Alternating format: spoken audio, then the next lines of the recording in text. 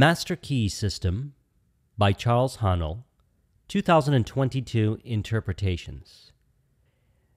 The information that I had learned from the Master Key System, and I trust it'll be valuable for you as well, has developed a higher degree of ability of working with imagination to bring forth innovation, creativity, or whatever it is that you desire, as well as the ability to keep your attention on certain aspects of what you would like to see in reality as a result of working with the subconscious mind via imagination.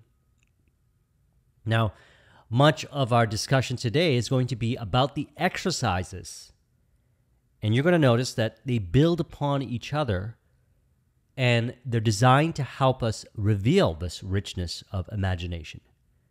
Commit to what we desire in imagination, and bring forth via the subconscious mind the resources, the abilities, and everything else to bring forth our vision. Now, this is extremely powerful for any goal or any vision you have in your life.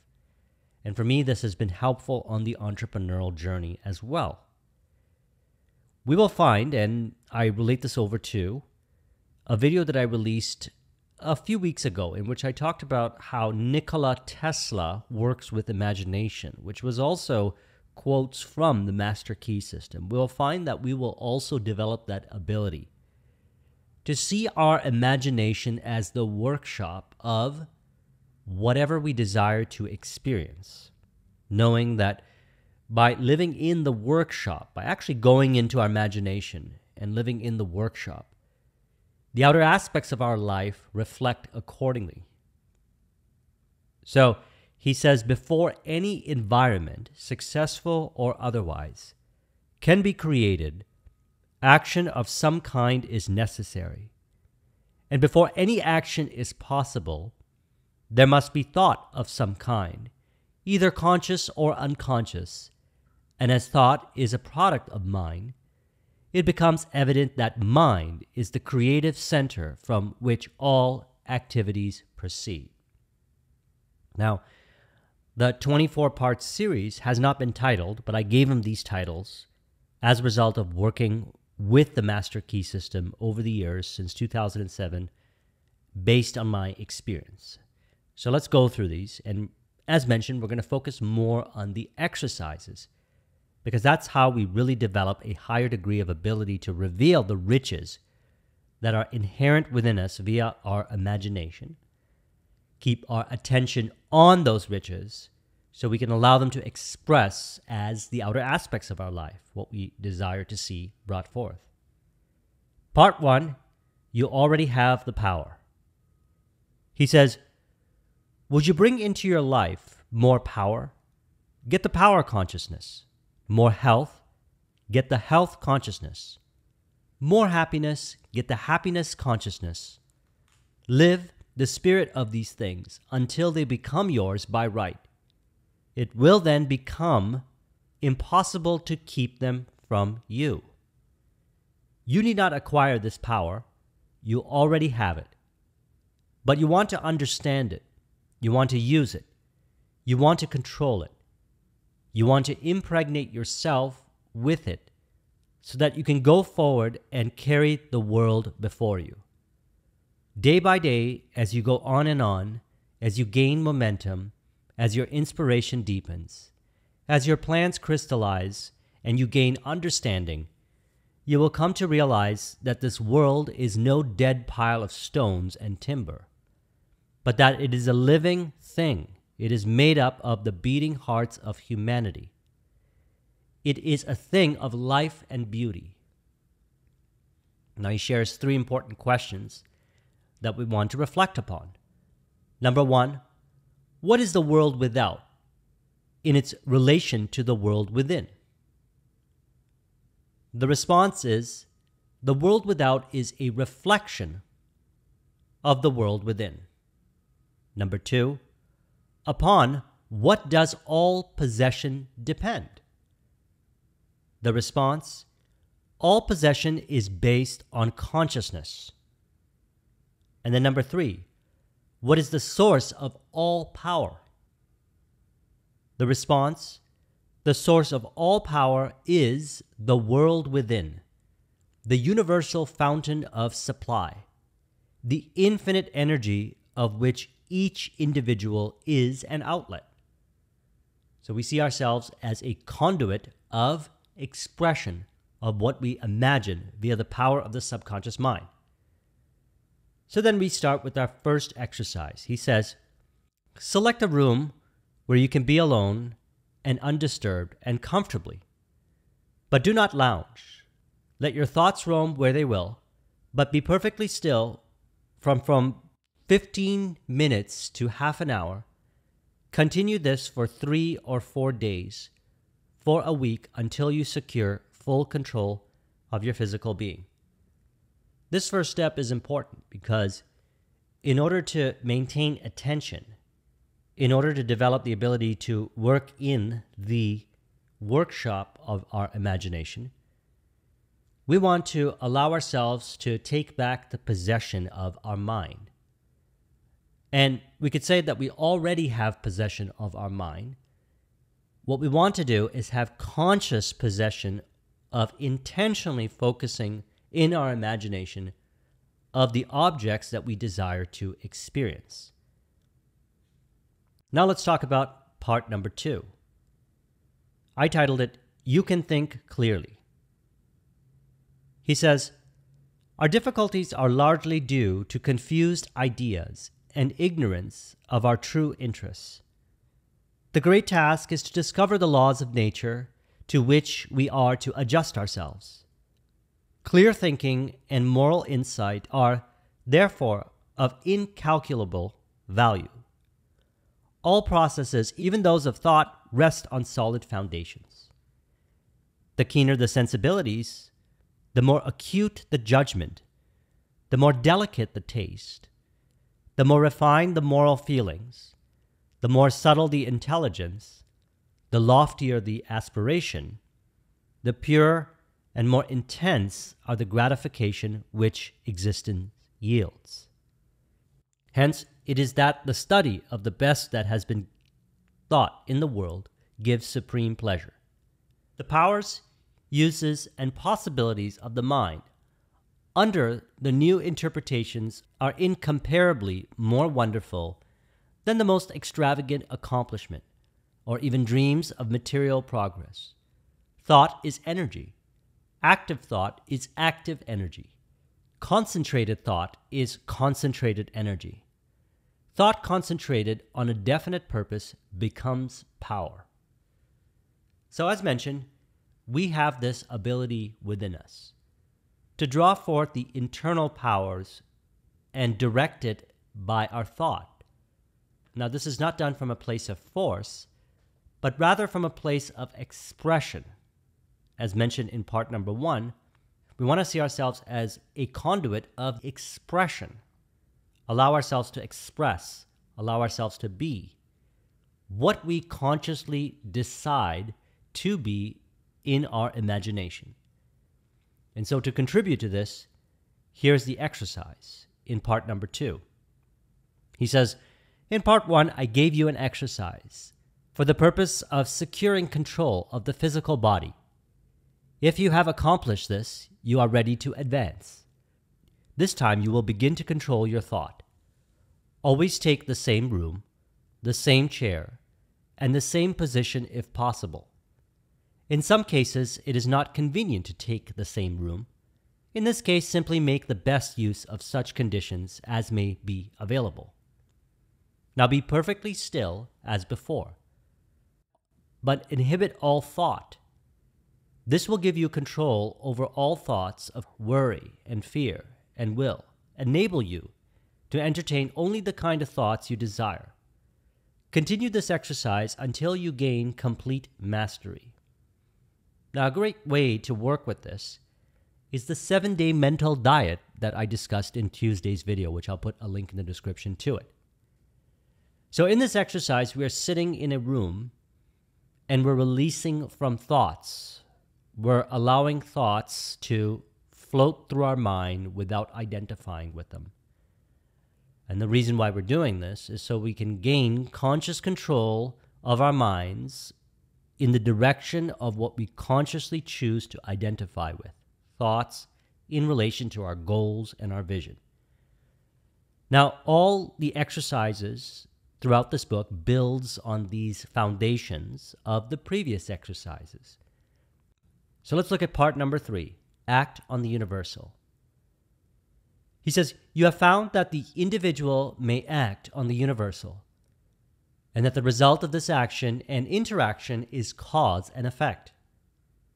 Thought, therefore, is the cause, and the experiences with which you meet in life are the effect. Persist in this practice until you come to a realization of the fact that there can be no failure in the accomplishment of any proper object in life, if you but understand your power and persist in your object, because the mind forces are ever ready to lend themselves to a purposeful will in the effort to crystallize thought and desire into actions, events, and conditions. So we might not understand or consciously know about what he is referring to in regards to mind forces. Certainly many study these areas. The beauty of this process is all of us use these mind forces without consciously being aware of them by focusing our attention on what we truly desire, what we put our attention on. The thought forces in relation to how we relate to what we put our attention on make the changes necessary to bring forth our vision in known and unknown ways. We also call this faith. So he says, for your next exercise, I will ask you to go one step further. I want you to not only be perfectly still and inhibit all thought as far as possible, but relax, let go. Let the muscles take their normal condition. This will remove all pressure from the nerves and eliminate that tension which so frequently produces physical exhaustion. Physical relaxation is a voluntary exercise of the will, and the exercise will be found to be of great value as it enables the blood to circulate freely to and from the brain and body. Tension leads to mental unrest and abnormal mental activity of the mind. It produces worry, fear, and anxiety. Relaxation is therefore an absolute necessity in order to allow the mental faculties to exercise the greatest freedom. Make this exercise as thorough and complete as possible. Mentally determine that you will relax every muscle and nerve until you feel quiet and restful and at peace with yourself and the world. So what is happening as we continue this journey throughout the Master Key System is he prepares our mind to be able to go into our imagination and imagine what we truly desire. All these exercises are designed to facilitate this inherent ability that we have within ourselves. And as children, we tend to do this automatically. But perhaps in the journey we have identified with certain thinking patterns, thought processes, in which it creates mental confusion, overthinking, and unnecessary complexity in the mind, which makes it more challenging to be able to work with our imagination consciously. And this entire program is designed to help us with that, so we can reconnect back to how we truly are, which is inherently good to imagine what we truly desire, allow it to impress on the subconscious mind, and allow the unseen forces to express accordingly, as the behavioral changes and other aspects that we might not consciously know that contribute some way, somehow to bring forth our vision.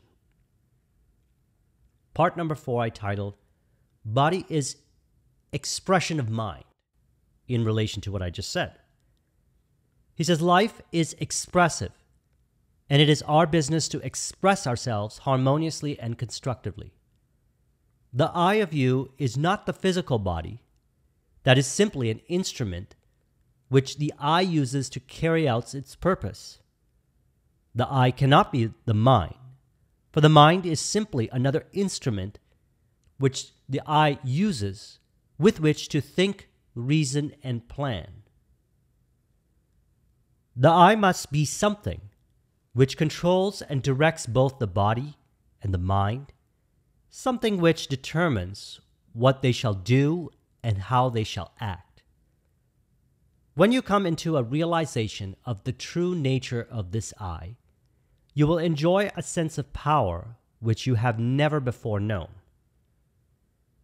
Your personality is made up of countless individual characteristics, habits, and traits of character.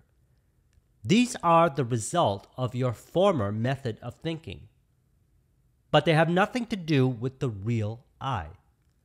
So this is the recognition that we have a mind, we have a body, we are transcendent too, and thus we are able to consciously direct. So here's the exercise for part 4. He says, in part 3, I ask you to relax, to let go physically. Now I'm going to ask you to let go mentally.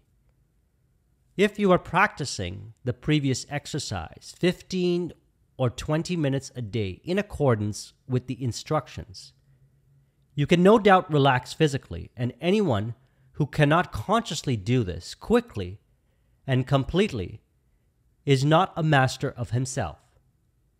But I shall assume that you have mastered the exercise and are ready to take the next step, which is mental freedom. Now, after taking your usual position, remove all tension by completely relaxing.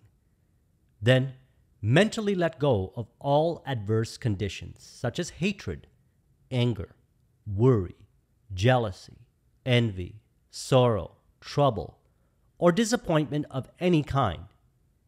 You may say that you cannot let go of these things, but you can. You can do so by mentally determining to do so, by voluntary intention and persistence. So now this exercise is designed to take us a step further into A, recognizing that we have the ability to direct our mind to whatever direction that we consciously choose, number 1.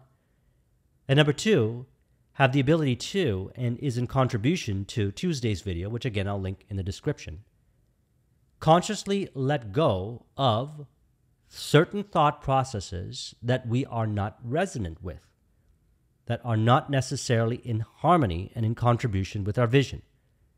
We don't judge them, we don't fight them, we simply allow ourselves to let go of them, release them. Part number 5. I titled this, The Subconscious Processes Are Continually at Work. He says, after studying this part carefully, you will see that every conceivable force or object or fact is the result of mind in action.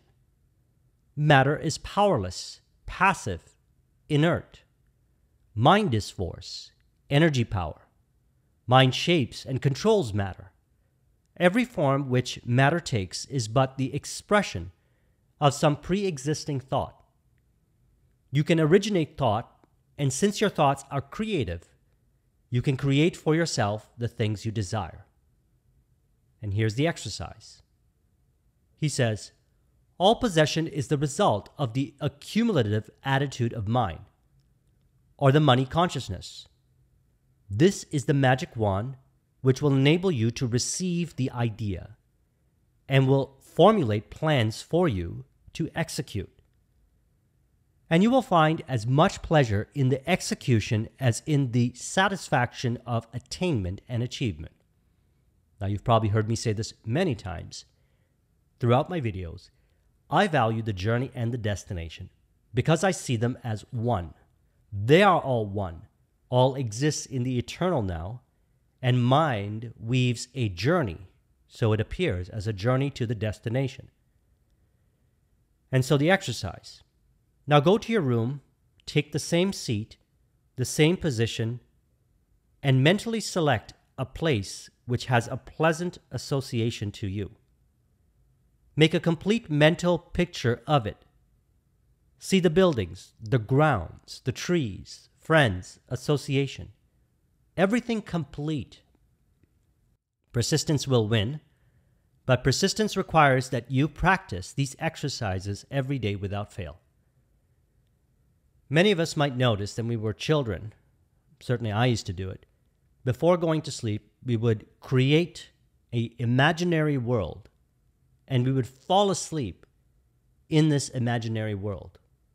Perhaps we would imagine ourselves doing certain things with friends, or traveling to certain countries, or having certain experiences. This is what he's suggesting here. And so one of the ways that I practice this is to actually consciously do this before going to sleep. Picking a place that you consciously want to dwell in and experience in your imagination the sensory vividness of all the people, the aspects of environment, the sights, the smells, and so forth, as you perhaps travel this land, have conversations with others, and do it in a way that would be ideal to how you truly want to live for the added bonus. The exercise, however, is really about being able to reconnect you back to this ability to be able to dwell in the imagination workshop. Part number 6, unlimited possibilities of the universal mind. He says, aspiration, desire, and harmonious relations constantly and persistently maintained will accomplish results. The greatest hindrance is erroneous and fixed ideas.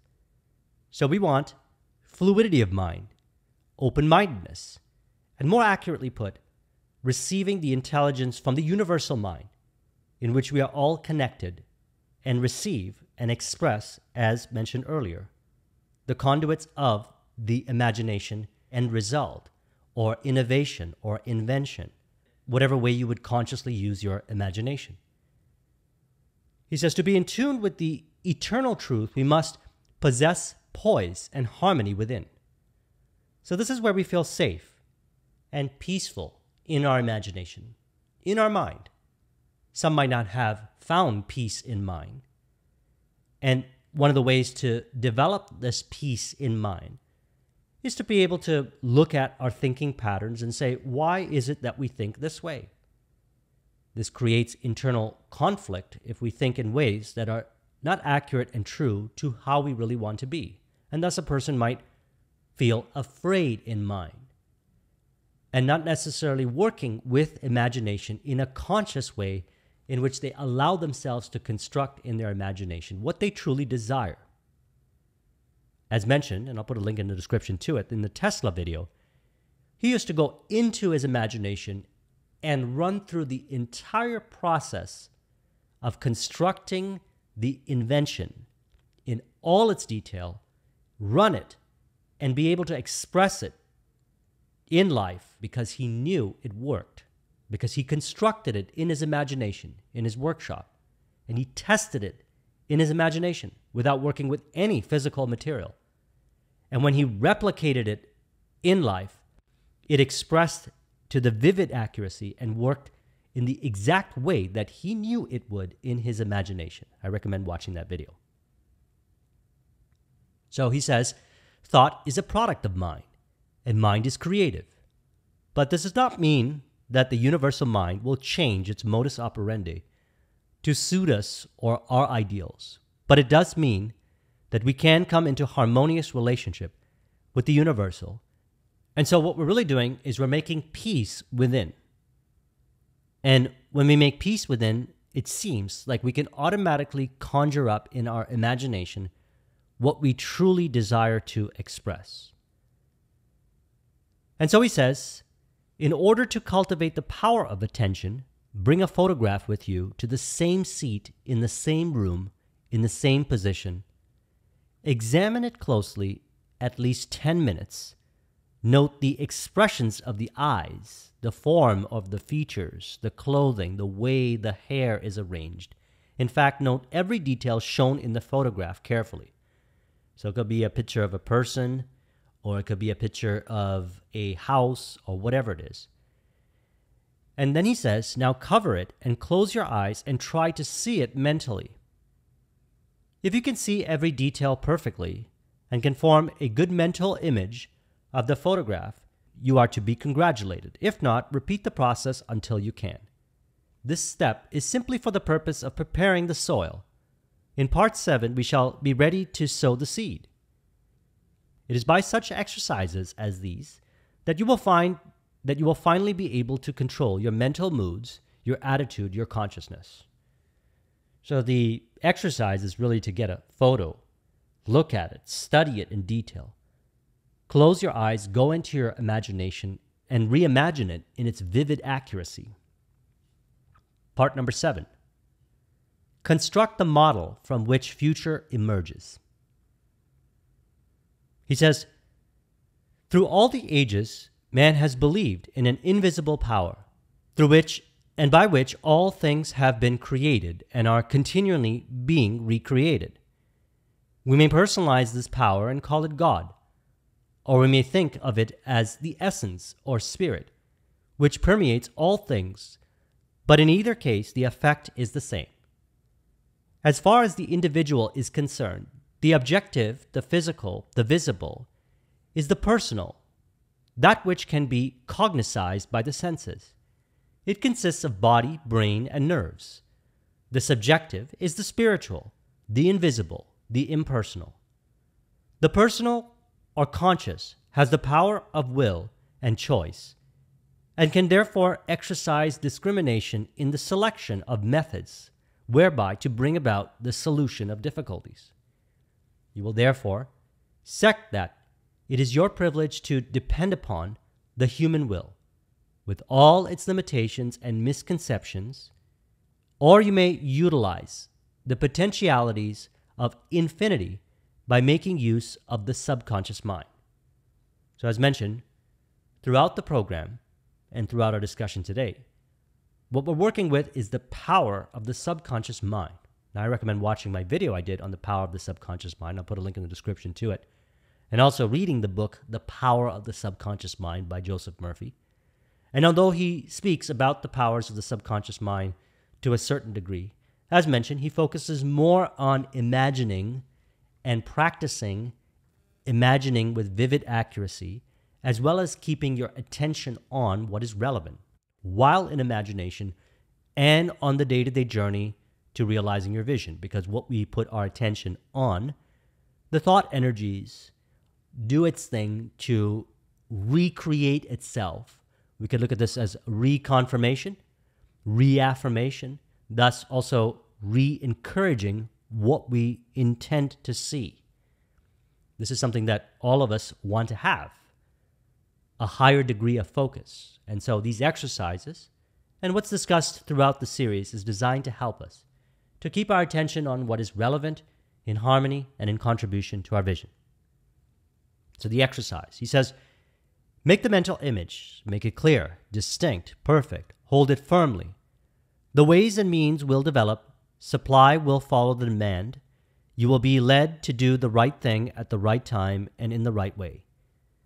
So this is really about imagining what you desire to experience after the fact of already experiencing it. Business success, whatever it is that you desire. To imagine a scene that would imply its fulfillment with vivid accuracy, the mental image. And so he says, earnest desire will bring about confident expectation, and this in turn must be reinforced by firm demand. These three cannot fail to bring about attainment because the earnest desire is the feeling, the confident expectation is the thought, and the firm demand is the will. And, as we have seen, feeling gives vitality to thought, and the will holds it steadily until the law of growth brings it into manifestation.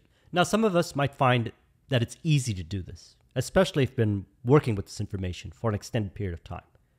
But that's where the exercises from part 1 all the way to part 6 allow us to develop the ability to consciously work with impressing the subconscious mind with the image of what we desire to experience in reality, knowing that some way, somehow, and that's why he says here, the ways and means will develop. Supply will follow the demand. You will be led to do the right thing at the right time and in the right way. Those are expressions of mind, environment, the body, and so forth, in known and unknown ways, that will appear as a journey to the destination. Part number 8, revealing strength of imagination. He says, the imagination will be found to be a great assistance in this direction. The cultivation of the imagination leads to the development of the ideal out of which your future will emerge. The imagination gathers up the material by which the mind weaves the fabric in which your future is to be clothed. Imagination is the light by which can penetrate new worlds of thought and experience. Imagination is the mighty instrument by which every discoverer, every inventor opened the way from precedent to experience. Precedent said, it cannot be done. Experience said, it is done. Very important distinction when working with the imagination. Precedent said, it can't be done. Experience in imagination, it is done. Imagination is a plastic power molding the things of sense into new forms and ideals. Imagination is the constructive form of thought, which must precede every constructive form of action. A builder cannot build a structure of any kind until he has first received the plans from the architect, and the architect must get them from his imagination. So here's the exercise. He says, take the same position and visualize a ship. Now, he, in the book, refers to a battleship and goes through these details. I changed it to ship, and you can do it exactly the way that he said it in the book, but I prefer to do it this way because it would imply the same thing. So let's go through it. He says, how did the ship come to be where it is? How did it come into existence in the first place? All of this you want to know if you are a careful observer. Follow the great steel plates through the foundries. Go still further back and see the ore as it comes from the mine. See it loaded on barges or trucks. See it melted and properly treated. Go back still further and see the architect and engineers who planned the vessel. Let the thought carry you back still further in order to determine why they planned the vessel. You will see that you are now so far back that the vessel is something intangible. It no longer exists. It is now only a thought existing in the brain of the architect. But from where did the order come to plan the vessel? When the thought has been trained to look below the surface, everything takes on different appearances. The insignificant becomes significant. The uninteresting, interesting. The things which supposed to be of no importance are seen to be the only really vital things in existence. So this exercise, and you can create your own variation to it, is really about reverse engineering in your imagination. It's looking at the end result of a product, or in this case, a ship, and tracking it back or reimagining it back all the way to the origin of thought. This exercise is powerful because it allows us to work with our imagination like a workshop.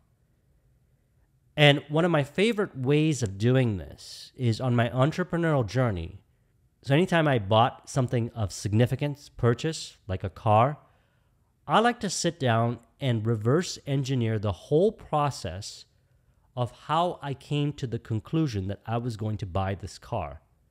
And I would track it back to the conversations that I would have with the sales rep, the sales team, the advertising, all the way tracking back to how I got that desire in the first place, and the entire sales process and sequence that finally led to me taking possession of the car and being satisfied with the purchase.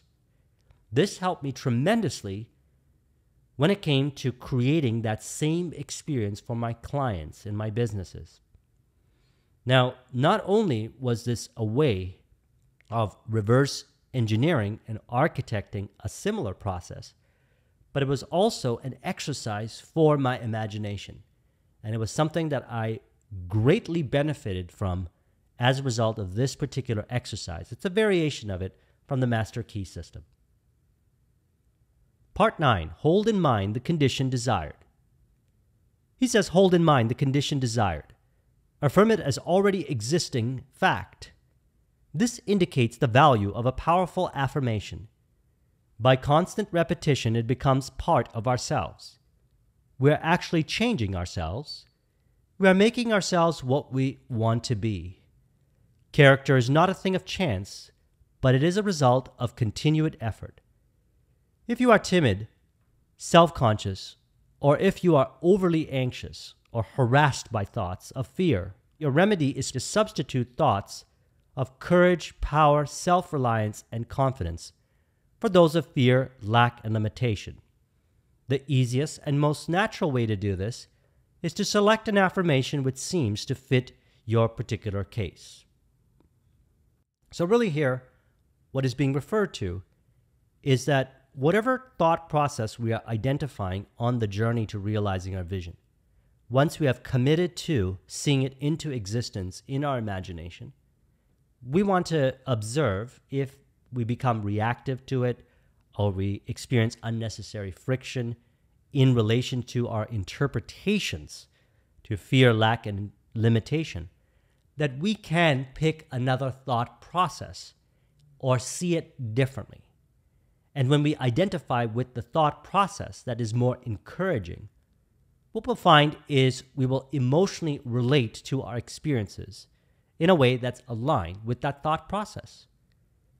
And so again, another reason why the exercises, and even if you can, understand the essence of these exercises and create your own variations of them, allows you to develop the ability to keep your attention on what is relevant, in harmony, in contribution to your vision, and also consciously work with your imagination so that you can identify with the thought processes that are in harmony with your vision, and you know what they are based on how you feel, resonance with it.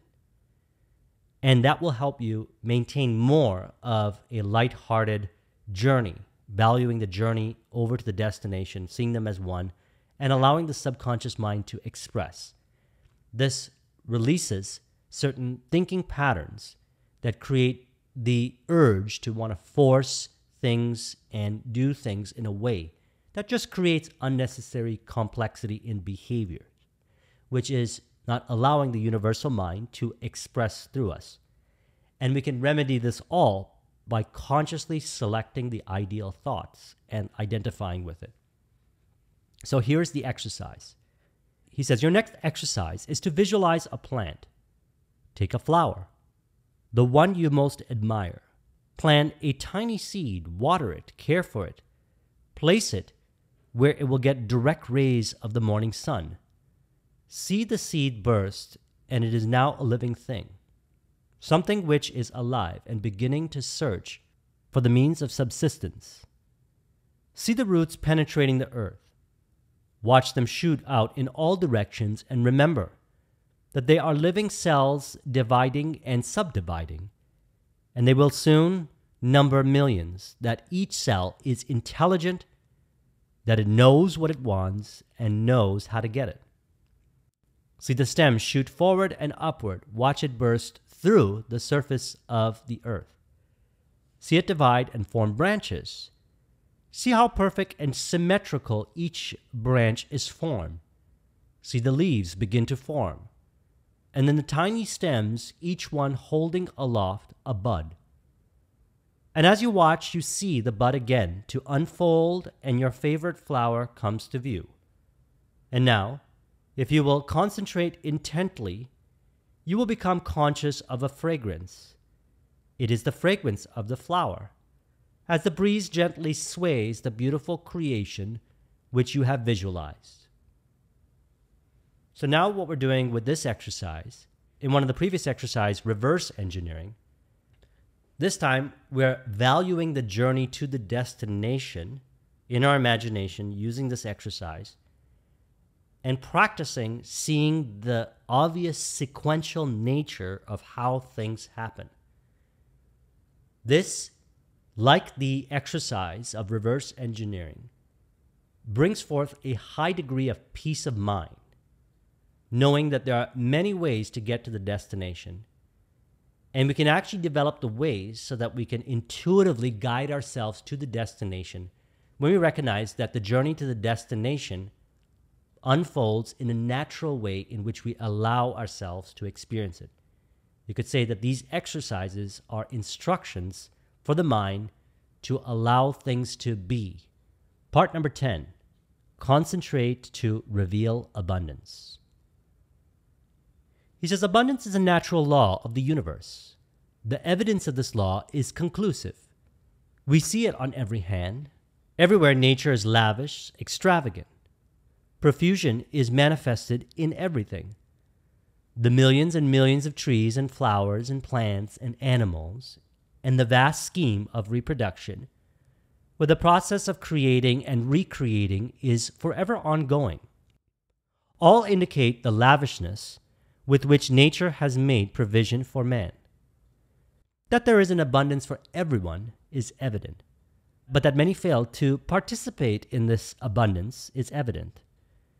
They have not yet come into a realization of the universality of all substance, and that mind is the active principle whereby we are related to the things we desire. Here's the exercise. He says, for your next exercise, select a blank space on the wall or any other convenient spot.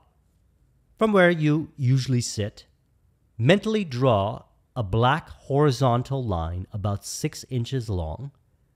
Try to see the line as plainly as though it were painted on the wall. Now mentally draw 2 vertical lines connecting with the horizontal line at either end. Now draw another horizontal line connecting with the 2 vertical lines. Now you have a square. Try to see the square perfectly. When you can do so, draw a circle within the square. Now place a point in the center of the circle. Now draw the point towards you about 10 inches. Now you have a cone on a square base.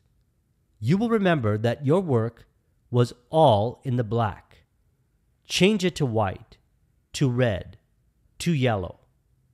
If you can do this, you are making excellent progress and will soon be enabled to concentrate on any problem that you may have in mind. So this exercise is designed to facilitate a higher degree of concentration in the imaginary workshop. Part number 11, connecting the dots.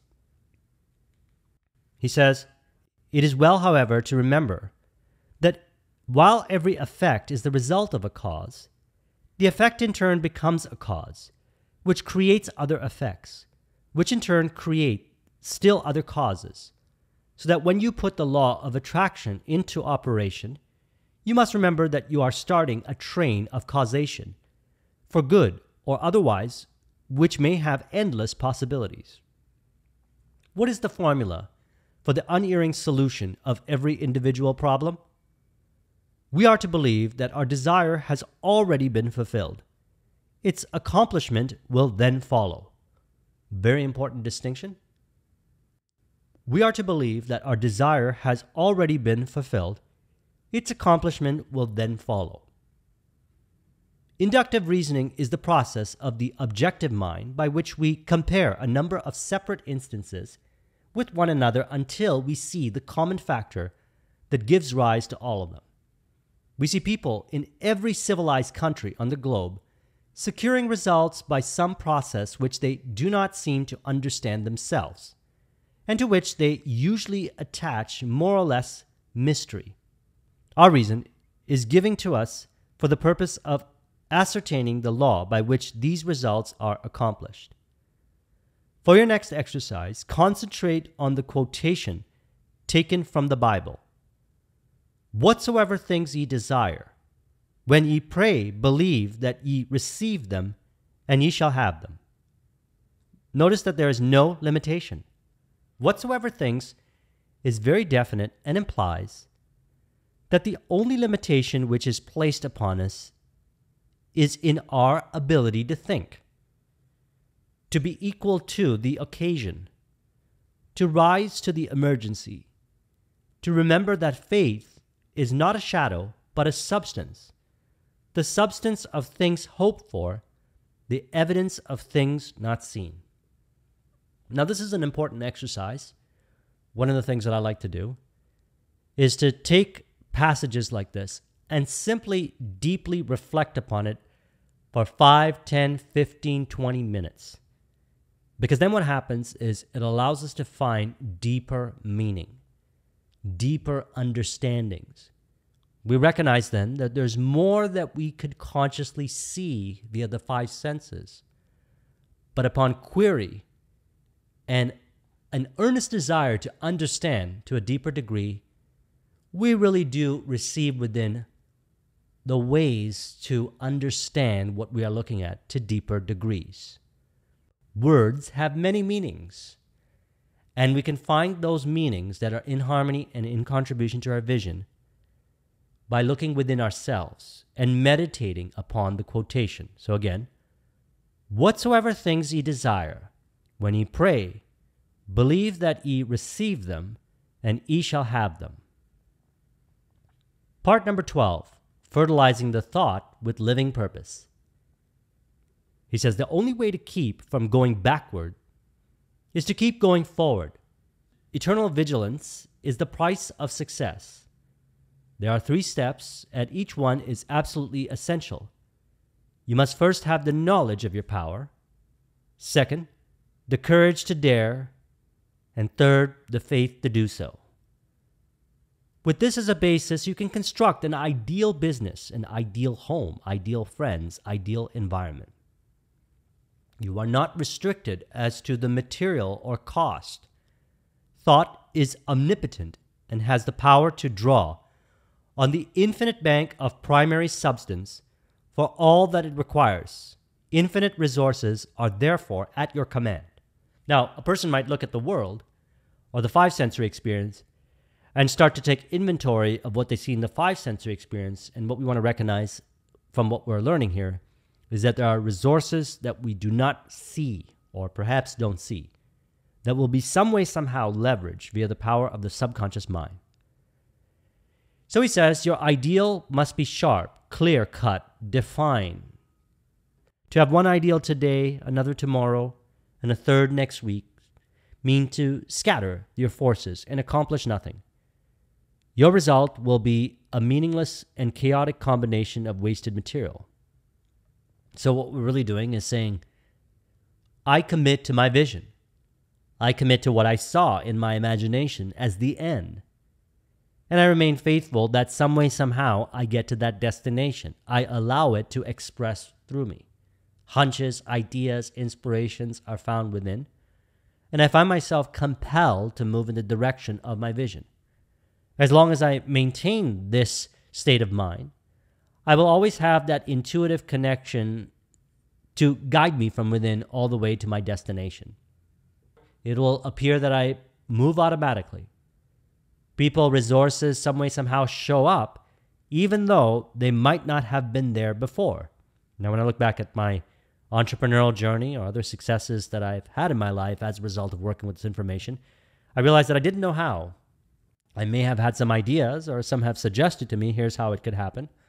But the way it actually played out is in ways that I could not logically conceive, such as the power of the subconscious mind. In ways that are known or unknown, or a combination of both. And we don't concern ourselves with the ways, and we focus on the end, and we live in faith, which is another benefit from working with these exercises. So let's talk about this exercise for part number 12. Now go to the same room, take the same chair, the same position. Be sure to relax. Let go, both mentally and physically. Always do this. Never try to do any mental work under pressure. See that there's no tense muscles or nerves, that you are entirely comfortable. Now realize your unity with the omnipotence. Get into touch with this power, come into a deep and vital understanding, appreciation, and realization of the fact that your ability to think is your ability to act upon the universal mind and bring it into manifestation.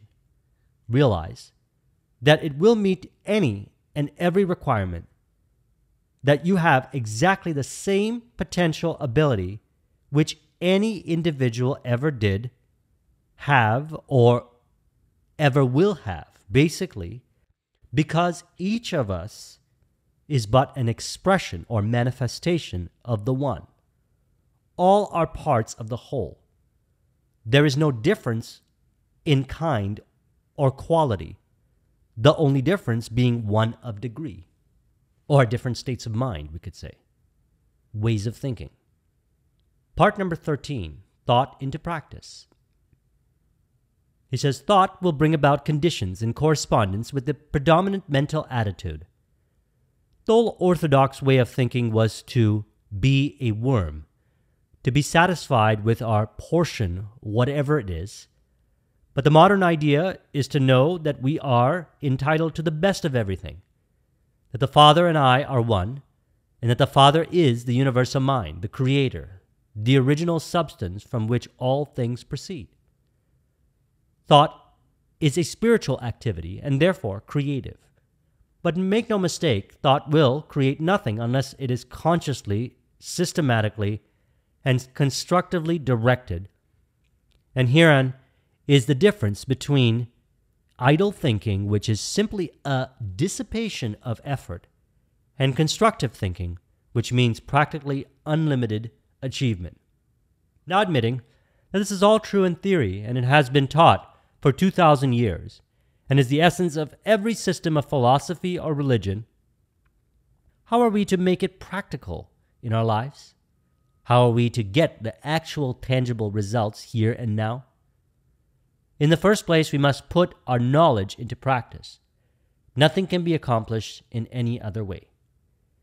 So in part number 13, he doesn't give an exercise, or at least I didn't see it. And it's really a discussion about putting all this stuff into practice. Now, the practice really is returning to your imagination as needed. If you're an innovator and an artist, dwelling in your imagination and practicing a higher degree of vivid accuracy in your imaginal scenes so that you can see your innovation, your artistic expression, fuse with it, and allow it to express through you.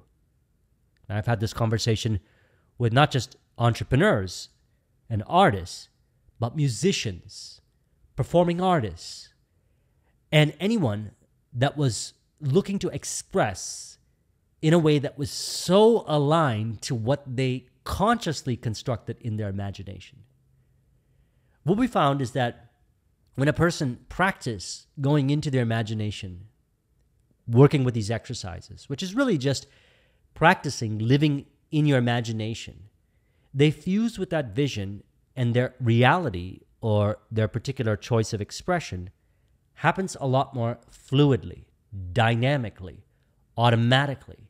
They allow themselves to be that conduit of expression we mentioned earlier.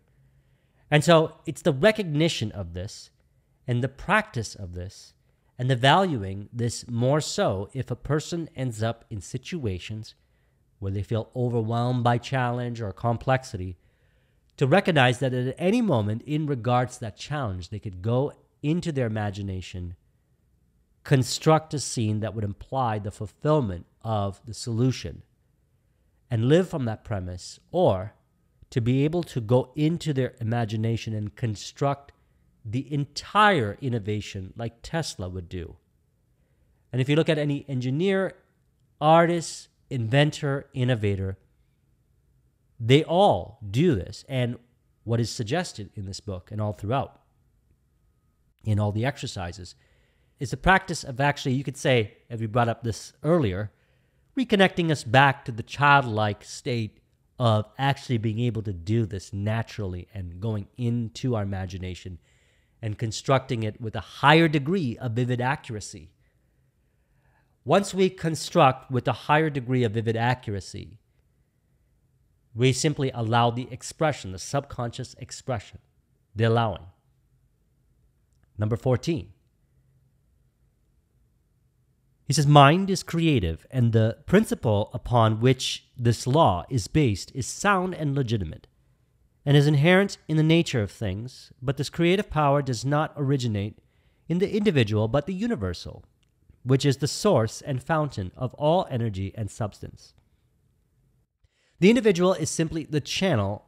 The individual is the means by which the universal produces the various combinations which result in the formation of phenomena. The universal mind, being infinite and omnipotent, has unlimited resources at its command. And when we remember that it is also omnipresent, we cannot escape the conclusion that we must be an expression or manifestation of that mind. A recognition and understanding of the resources of the subconscious mind will indicate that the only difference between the subconscious and the universal is one of degree. They differ only as a drop of water differs from the ocean. They are the same in kind and quality. The difference is one of degree only. Here's the exercise. For your next exercise, concentrate on harmony. The word harmony. And one of the reasons why we want to do this is so that we can feel the resonant, harmonious relationship within ourselves, the unity and all that we are connected to, so we can allow ourselves to access all the resources available to us and direct it towards our vision, our goal, our definite chief aim. And he says, when I say concentrate, I mean that the word implies concentrate so deeply, so earnestly, that you will be conscious of nothing but harmony. Remember, we learn by doing. It's the practical application that the value consists. So what we're really doing is saturating our consciousness here in this exercise with the word harmony and all that it implies. And what we saturate in our consciousness, we could say, replaces the disharmony-based thinking processes with the harmony-based thinking processes naturally, not done from a place of force, but rather from a place of conviction, affirmation, by simply dwelling upon the meaning and deep contemplation and reflection of the word harmony. What I found is when I did this exercise, and I do this regularly, is it could conjure up scenes that would imply certain relationships or certain ideas in business, or I would find new nuanced distinctions in relation to the word harmony, and harmony would make even more sense to me. I would be able to bring forth a conscious awareness to different meaning regarding the word harmony. Part number 15, flashes of insight. It says, insight is the faculty of the mind whereby we are enabled to examine facts and conditions at long range. A kind of human telescope.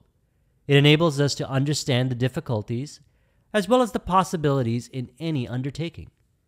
Insight enables us to be prepared for the obstacles which we shall meet. We can therefore overcome them before they have any opportunity of causing difficulty. Insight enables us to plan to advantage and turn our thought and attention in the right direction instead of into channels which can yield no possible return. Insight is therefore absolutely essential for the development of any great achievement. With it, we may enter, explore, and possess any mental field. Insight is a product of the world within and is developed in the silence by concentration. On the journey to realizing our visions, we receive hunches, insights, intuitive nudges within ourselves, guiding us to the destination. What we want to do is encourage it by honoring them and actually recognizing the ideas that are being shared here and revisiting these ideas regularly, because perhaps a person might forget these ideas. We want to bring it back to the connection, or that we can say the truth within, that we're always guided within and we are connected to the universal intelligence that guides us within to the destination. And so the exercise He says, for your next exercise, concentrate on insight. So like we did in the previous part 14 exercise, this time we do it with the word insight. Why? Because we are encouraging insight, just like how we encourage harmony in relation to our goals and visions, what we desire to see brought forth. When a person meditates on the word insight, understanding it to deeper degrees, harmony, understanding it to deeper degrees, they fuse with those words, the meaning behind it. It becomes their self-image, and that self-image becomes the way that we express or understand or receive, or we could say allow the ideas, the hunches, and inspirations from within to express through us in our creative expressions. It says, call to mind the fact that knowledge unused passes from the mind, that the value of the information is in the application of the principle. Continue this line of thought until you gain sufficient insight to formulate a definite program for applying this principle to your own particular problem. So simply put, if we meditate regularly on the word insight, that are your own ways to bring forth your vision, and while there are many opinions of how you can do it, you can find the true, harmonious, accurate ways within yourself, intuitively so. You have this ability within you. And by meditating upon these words, we actually encourage it. We encourage the flashes of insights. Part number 16. Consciously make desired conditions. He says, whatever enters the mind through the senses or the objective mind will impress the mind and result in a mental image which will become a pattern for the creative energies. These experiences are largely the result of environment, chance, past thinking, and other forms of negative thought, and must be subjected to careful analysis before being entertained. On the other hand, we can form our own mental images through our own interior processes of thought, regardless of the thoughts of others, regardless of exterior conditions, regardless of environments of every kind.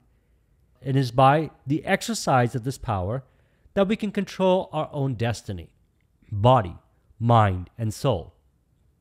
It is by the exercise of this power that we take our fate out of the hand of chance and consciously make for ourselves the experiences which we desire. Because when we consciously realize a condition, that condition will eventually manifest in our lives.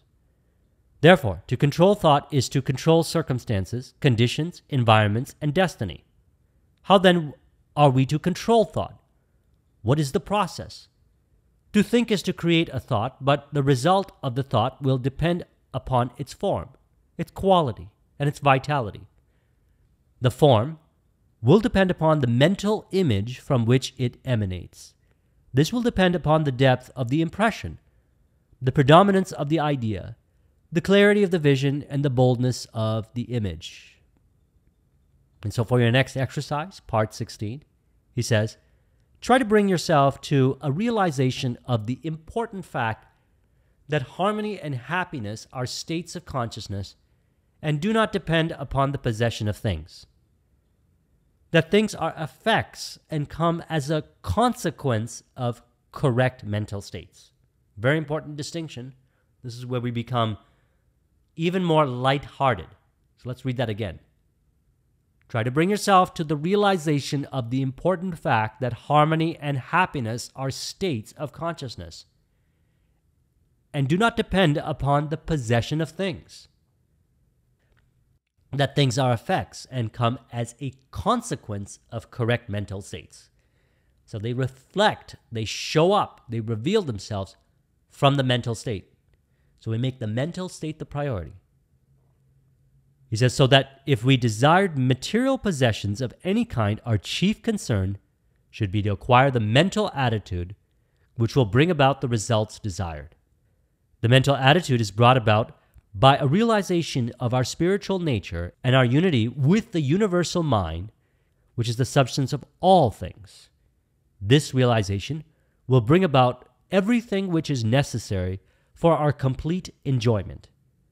When we succeed in bringing about this mental attitude, it is comparatively easy to realize our desire as an already accomplished fact. When we can do this, we shall have found the truth which makes us free from every lack or limitation of any kind.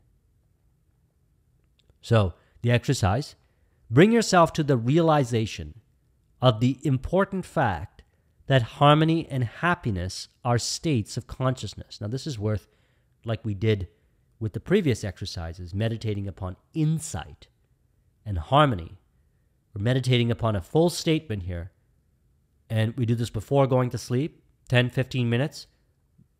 Practice the concentration and meditating upon this statement, this paragraph here, so we can understand it to a deeper degree, so it becomes who we are. Now, this is a natural way of being. I trust we're resonant with what he's saying here, because we know this is how it actually works. So let's read it again. Try to bring yourself to a realization of the important fact that harmony and happiness are states of consciousness and do not depend upon the possession of things. That things are effects and come as a consequence of correct mental states. So we seek the consciousness first within, and all things express accordingly. Part number 17. I title this, Concentration to Intuition. He says, if you concentrate on some matter of importance, the intuitive power will be set into operation, and help will come in the nature of information which will lead to success. Intuition arrives at conclusions without the aid of experience or memory. Intuition solves problems that are beyond the grasp of the reasoning power. If the intuitive visitor is given a royal welcome when he comes, he will come again. The more cordial the welcome, the more frequent his visits will become. And if he is ignored or neglected, he will make his visits few and far apart. Now, this is all happening within ourselves, building the relationship with intuition. To me, it means honoring the intuition. So if I get an intuitive idea, I act upon it. I do the intuitive thing, thus building the relationship with intuition. He says intuition usually comes in the silence. Great minds seek solitude frequently. So I can resonate with this. When I go for walks, while I am meditating, or when I've allowed myself to release from any thinking patterns, overthinking, being more lighthearted. It can even show up when you're perhaps doing the dishes or going for a walk, doing something that might not be directly related to the business or whatever, but it shows up. That's what I've noticed as well. Some report that intuition shows up in the shower. They have inner conversations with themselves. I notice this with myself as well. I seem to have it while I'm at the gym, or my way home from the gym specifically. I've noticed this as well. And these are moments where there's more silence. And so he says, intuition usually comes in the silence. Great minds seek solitude frequently. It is here that all the larger problems of life are worked out. He says, for this reason, every businessman who can afford it has a private office where he will not be disturbed. If you cannot afford a private office, you can at least find somewhere where you can be alone a few minutes a day to train the thought along the lines which will enable you to develop the invisible power which is necessary to achieve. Now, I believe we all have this power. Intuition is there in all of us. The question becomes, do we encourage it? And so he says, for your exercise, part number 17, concentrate as nearly as possible in accordance with the method outlined in this part. Let there be no conscious effort or activity associated with your purpose. Relax completely. Avoid any thoughts of anxiety as to results. Remember that power comes through repose. Let the thought dwell upon the object until it is completely identified with, until you are conscious of nothing else. So some examples. If you wish to eliminate fear, or we could say make peace with fear, that's how I like to say it, concentrate on courage. What does courage mean? If you wish to eliminate lack, concentrate on abundance. So we're seeking first the consciousness. We're allowing the consciousness, or what they represent, ideas of, imaginal scenes, or inner dialogues that represent the consciousness, to saturate. And so we live then from the premise, encouraging the intuition to guide us to the realization of representations of that consciousness, as was discussed in one of the previous parts, that we seek the consciousness first. So he says, always concentrate on the ideal as an already existing fact. This is the Elohim, the germ cell, the life principle, which goes forth and enters in and becomes, sets in motion those causes which guide, direct, and bring about the necessary relation, which eventually manifests in form. Part number 18, in which I titled, Change is Silently Transpiring in Our Midst. He says, the use of this power depends upon attention. The degree of attention determines our capacity for the acquirement of knowledge, which is another name for power. Attention has been held to be the distinguishing mark of a genius. The cultivation of attention depends upon practice. So, as mentioned, the focuses of the Master Key system, the ability to go in and work with our imagination consciously, keep our attention on what we truly desire, that which will imply the fulfillment as an already present fact in our imagination, while also allowing ourselves to be present to whatever it is that we know we have to do each day, thus keeping our attention on, allowing intuition to guide us from within to the realizations of our goals and our vision. That's what he's referring to, and that's what we will notice. If you give anyone the title of genius, notice that they reflect exactly what was stated here. Again, he says, attention has been held to be the distinguishing mark of genius. The cultivation of attention depends upon practice. Now, this is very empowering because this is what we can practice. All of this we get better at with practice. And so he says, for this exercise, part number 18, now concentrate upon your power to create, seek insight, perception. Try to find a logical basis for the faith which is in you. Let the thought dwell on the fact that the physical man lives and moves and has his being in the sustainer of all organic life, in air, which he must breathe to live. So we're combining the harmony, and we're trying to find some connection, or as he says here, the logical basis, understanding that there's way more, let's say, that we might consciously understand. We're making more peace with the divergent aspects and the convergent aspects of how we want to relate it all together. He says, let the thought dwell on the fact that the physical man lives and moves and has his being in the sustainer of all organic life, in air, which he must breathe to live. Then let the thought rest on the fact that the spiritual man also lives and moves and has his being in a similar but subtler energy upon which he must depend for life. And that as in the physical world, no life assumes form until after a seed is sown, and no higher fruit than that of the parent stock can be produced. So in the spiritual world, no effect can be produced until the seed is sown, and the fruit will depend upon the nature of the seed, so that the results which you secure depend upon your perception of law in the mighty domain of causation, which knowledge is the highest evolution of human consciousness. And so now, part number 19, remember the realness of mind. He says, in the physical world, there are innumerable contrasts, and these may, for convenience sake, be designated by distinctive names. There are sizes, colors, shades, or ends to all things. There is a North Pole and a South Pole, an inside and an outside, a seen and an unseen, But these expressions merely serve to place extremes in contrast.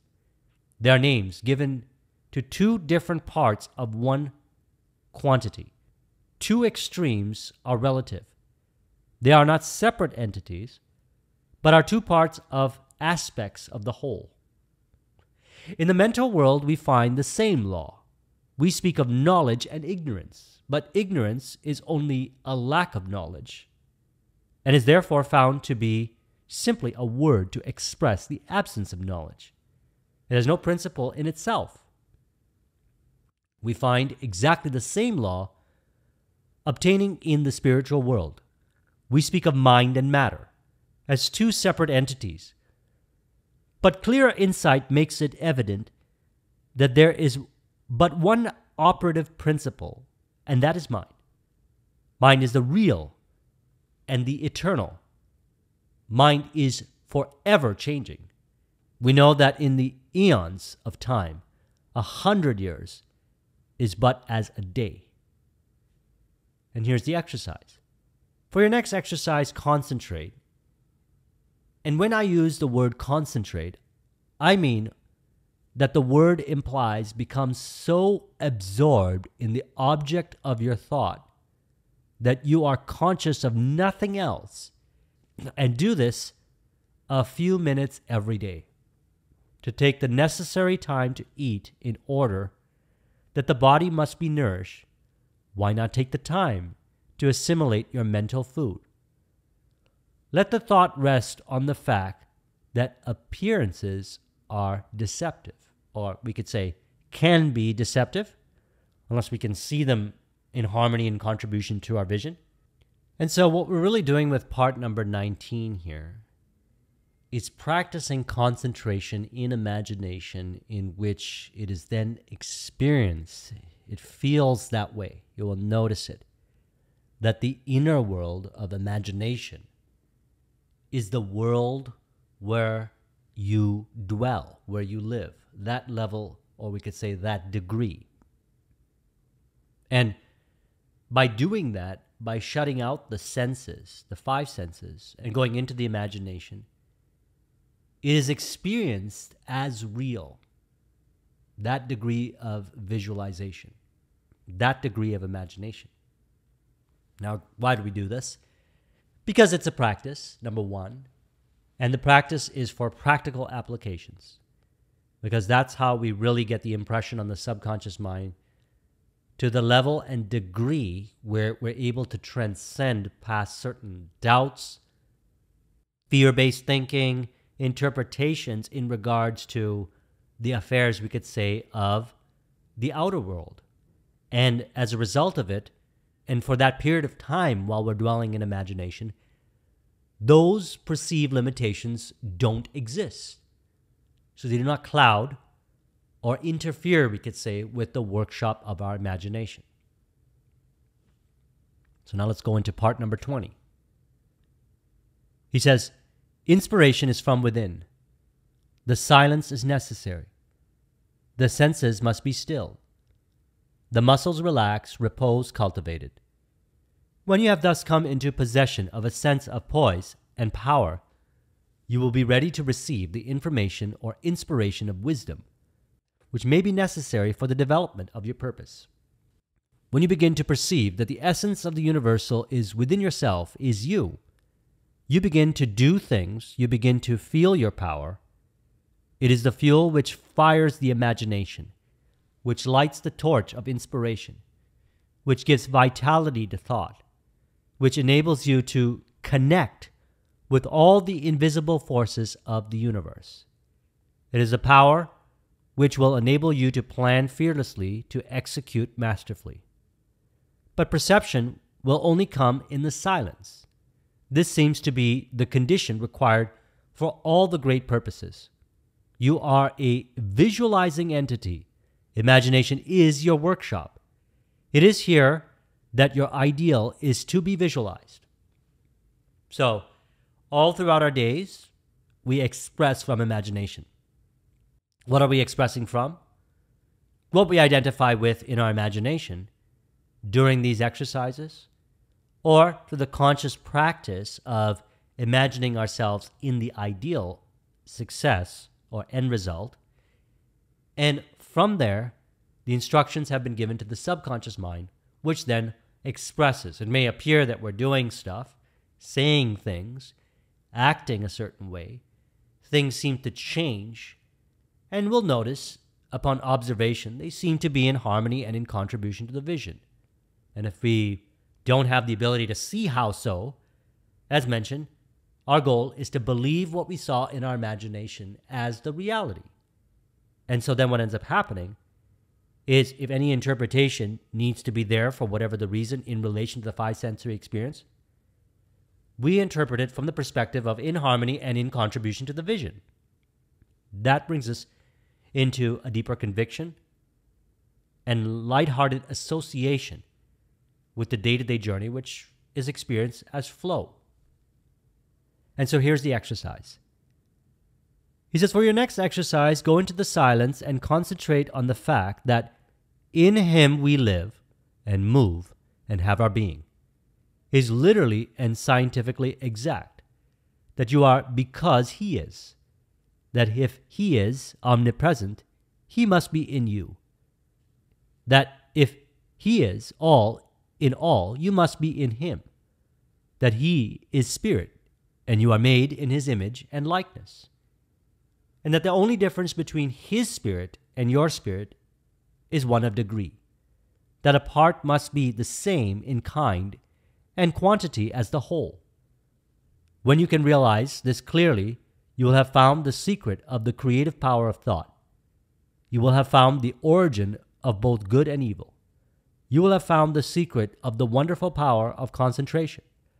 You will have found the key to the solution of every problem, whether physical, financial, or environmental. Now, upon doing this exercise, I had some very interesting visualizations of how this is interpreted within myself.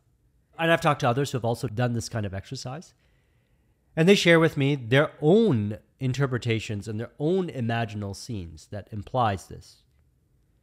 And it's important to honor what resonates with us, the kind of visual scene that is representative of the power being within us and expressing through us in harmony and contribution to our vision. And so in Him we live and move and have our being can have different meanings visually for different people. Consider this as an internal pathway of discovery of how it really is in our mind. And as we do these kinds of exercises, we'll notice that we might have some distinct ways of understanding or perceiving how this works. One can say it starts to get a little bit more esoteric. But really look at this as your own internal relationship within, with the infinite world within, which is individualized. And although many people can have different interpretations, we're doing this to build the internal relationship of internal peace, internal harmony, so that we can allow ourselves to think accurately in relation to our goals, our visions, while also going through the self-realization process. Part number 21. Meet every situation which may arise in life. He says the predominant thought or the mental attitude is the magnet, and the law is that like attracts like. Consequently, the mental attitude will invariably attract such conditions as correspond to itself. The mental attitude is our personality and is composed of the thoughts which we have been creating in our own mind. Therefore, if we wish to change in conditions, all that is necessary is to change our thought. This will in turn change our mental attitude, which will in turn change our personality, which will in turn change the persons, things, and conditions, or the experiences with which we meet in life. There is no limit to what this law can do for you. Dare to believe in your own ideal. Remember that nature is plastic to the ideal. Think of the ideal as an already accomplished fact. And here's the exercise for part number 21. It says, for your next exercise, concentrate on the truth.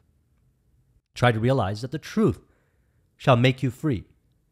That is, nothing can permanently stand in the way of your perfect success when you learn to apply the scientifically correct thought methods and principles.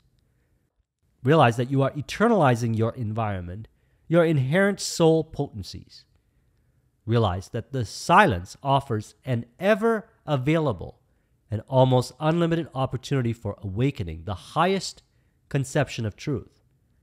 Try to comprehend that omnipotence itself is absolute silence. All else is change, activity, limitation. Silent through concentration is, therefore, the true method of reaching awakening and then expressing the wonderful potential power of the world within. Feel it to inner voice. It is through the law of vibration that the mind exercises this control over the body. We know that every mental action is a vibration, and we know that all form is simply a mode of motion, a rate of vibration. Therefore, any given vibration immediately modifies every atom in the body, every life cell is affected, and an entire chemical change is made in every group of life cells. Everything in the universe is what it is by virtue of its rate of vibration.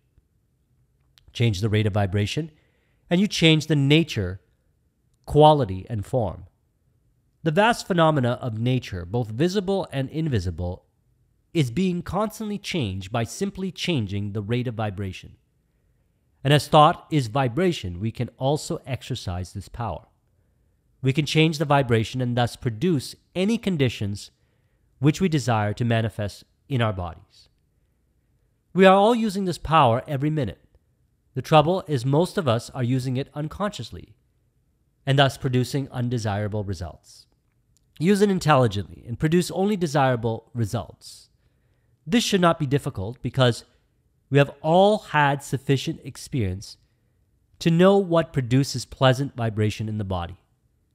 And we also know the causes which produce the unpleasant and disagreeable sensations. For your next exercise, concentrate on the line, "Speak to him, thou, for he hears, the spirit with spirit can meet. Closer is he than breathing, and nearer than hands and feet." Then try to realize that when you do speak to him, you are in touch with omnipotence. So sometimes I refer to this as true inner voice. And in this regard, we're looking at translating the intuition feeling or intuition from our vision over to internal dialogue so we can have an inner conversation with ourselves like we would with a friend. And this is what I sometimes refer to as the true inner voice that is distinct from the mental chatter, that speaks of possibility, that speaks of what you can do, speaks from the perspective of love and harmony, and reveals to you distinct and unique ways of living how you really want to live, and also distinct ideas, innovative ways of looking at reality that guide you to the realization of your vision. You find this all within yourself, and it is a feeling that you can translate over to inner conversation. That's one of the great insights that I got from this chapter that has helped me tremendously throughout the years and actually helped me understand to a deeper degree what Steve Jobs had also said in his commencement speech, which was, "Don't let the noise of others' opinions drown out your own inner voice." Part number 23. You are spirit with a body. He says, the money consciousness is an attitude of mind. It is open door to the arteries of commerce. It is receptive attitude. Spirituality is quite practical, very practical, intensely practical. It teaches that spirit is the real thing, the whole thing, and that matter is but plastic stuff which spirit is able to create, mold, and fashion to its will. Spirituality is the most practical thing in the world, the only really and absolute practical thing that there is. The exercise. Now concentrate on the fact that man is not a body with a spirit, but a spirit with a body, and that it is for this reason that his desires are incapable of any permanent satisfaction in anything not spiritual. Money is therefore of no value except to bring about the conditions which we desire. And these conditions are necessarily harmonious. Harmonious conditions necessitate sufficient supply, so that if there appears to be any lack, we should realize that the idea or soul of money is service. Channels of supply will be open, and you will have the satisfaction of knowing that spiritual methods are entirely practical. Now, this is something that I've worked with throughout the years. Maybe at certain stages of the journey, I didn't see how the products or services were going to be seen in the marketplace or how I would provide value. But as I continued to encourage that this idea was actually true, that people really do benefit from the products or services that I create, I noticed that I was coming up with certain ideas and people would show up and certain innovative ways would reveal themselves to actually facilitate the fair value exchange. Again, it's the way of thinking from the spiritual cause within, and upon deeper integration of the money consciousness, which is an attitude of mind here, and his contribution, which is an attitude of mind, it is the open door to the arteries of commerce. It is the receptive attitude. And so part number 23 teaches us about really identifying with accurate thinking patterns in relation to our goals and our visions that facilitates the fair value exchange, the harmonious flow, the inspiration, the connectivity, the relatability, and the oneness with the universal mind. And this translates in how we relate to others, environments, circumstance, information, resources, so forth. And I'm speaking more from the entrepreneurial space or the business space here. And we know that Charles Haanel actually was a very successful entrepreneur and business professional before he wrote the Master Key System. So he tends to communicate from that perspective as well. But this information is also applicable for all other areas of our life. It's really about thinking patterns in relation to our vision that we want to encourage. And as mentioned, we find distinct thinking patterns by trusting our intuition and listening to our inner voice and checking in within ourselves to see what's true and resonant with that feeling within that is aligned with the goal, the vision. Which brings us to the final chapter, chapter 24. And I title it, The Real I Can Never Be Less Than Perfect. He says the whole range, then, of the theory and practice of any system of metaphysics consists in knowing the truth concerning yourself and the world in which you live, in knowing that in order to express harmony, you must think harmony. In order to express health, you must think health. In order to express abundance, you must think abundance. To do this, you must reverse the evidence of the senses. So if the evidence of the senses do not suggest it, remember the interpretation is from within, our own interpretation in relation to the five sensory evidence, we can see it from the perspective of how it actually is, intuitively guided from within via the inner voice of accurate interpretation in relation to the vision, which saturates the consciousness with what is true and in harmony with what you desire, thus bringing forth the infinite resources within, relatability with the universal mind, some way, somehow, in ways that we might know or not know, to bring forth our vision. And that's the kind of thought process that we want to encourage, which I found the practice of working with the information in this book not only developed my ability to work with imagination more consciously and clearly to impress the subconscious, also helped me keep my attention on to develop a higher degree of presence as a result of working with this information, because I'm not running away from the five sensory experience. I would say I'm actually quite integrated with the five sensory experience because I'm not afraid of it on the different aspects in the journey to realizing my vision, because I'm able to look at the evidence in the five senses for how it really is and see it in harmony and in contribution to my vision, thus bringing forth a higher degree of flow. And so he says the method for removing this error is to go into the silence and know the truth. As all mind is one mind, you can do this for yourself or anyone else if you have learned to form mental images of the conditions desired. This will be the easiest and quickest way to secure results. If you desire to help someone, to destroy some form of lack, limitation, or error, the correct method is not to think of the person whom you wish to help. The intention to help them is entirely sufficient, as this puts you in the mental touch with the person. Then drive out of your own mind any belief of lack, limitation, or whatever the trouble might be. As soon as you have succeeded in doing this, the result will have been accomplished and the person will be free. So he brings us to a nice conclusion that as we develop the ability to do this with ourselves, we can then also apply it when we're working with others. Now, this is really valuable for relationships, leadership, friendships, etc. Because when we develop the ability to see someone from their ideal in our own imagination, as a result of seeing ourselves and experiencing the results of seeing ourselves as the ideal, producing the success, we'll notice that not only will we be able to help others also experience the changes, but we'll also have ability to, if we want to, teach others on how to do the same. And so the final aspect, he says, now try to realize that this is truly a wonderful world in which we live, that you are a wonderful being, that many are awakening to the knowledge of the truth.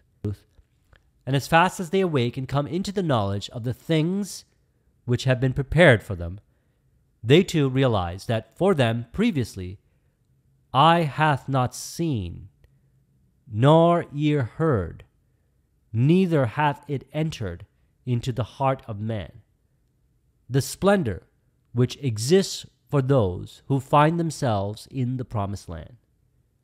They have crossed the river of judgment and have arrived at the point of discrimination between true and the false, and have found that all they have ever willed or dreamed was but a faint concept of the dazzling reality. So I trust you found this discussion to be helpful in relation to the exercises of the Master Key System. Certainly there's a lot more information contained within the Master Key System. I have incorporated many quotes from Charles Haanel in many of my videos, and I will continue to do so upcoming as I continue to work with the Master Key System. Because we find that the more we practice, the key word is practice, this information, and produce the results, the deeper we understand it, and then from there we can further build upon it as a result of what we discover within ourselves of the foundation of this information. And thus, if we then decide to teach it to others, be an inspiration, or produce even more success in our lives as we continue down this journey to higher degrees of self-realization and self-actualization. So let's go ahead and now conclude this with an auto-suggestion in relation to all these titles here that I put together for all 24 parts. We can say, I recognize that I already have the power within myself, and I'm able to awaken it by thinking clearly. This stimulates act, known and unknown resources from the universal mind as it expresses through me as my body, life, reality, environment is an expression of the one mind. These subconscious processes are continually at work, even if I don't see the evidence in my five senses. That's because the resources and the unlimited possibilities are available via access of clarity of thought and intention, which stimulates via my subconscious mind, the universal mind. As a result, I'm able to construct models of my future, and I recognize that my future emerges from the model. This develops a higher degree of ability of strength of concentration and revealing the strength of my imagination in my results, in my success. This also develops my ability to concentrate, thus holding in my mind the condition that I desire, to reveal the abundance as I'm able to look backwards and see the connections of how this was true in my life.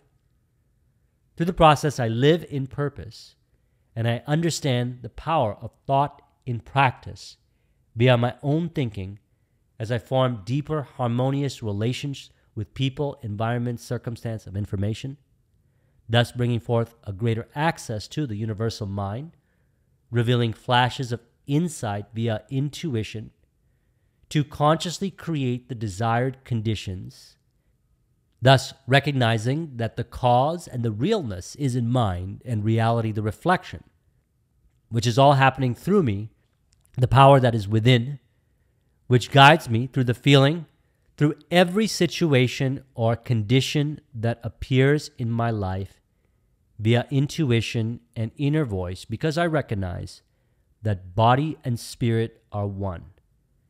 And in the divine center, I am divine perfection. Thus, I reveal through my expressions the truth of my divine perfection. If you would like a copy of this mind map, the link is in the description. Thank you very much for watching. I'll talk to you soon. Take care.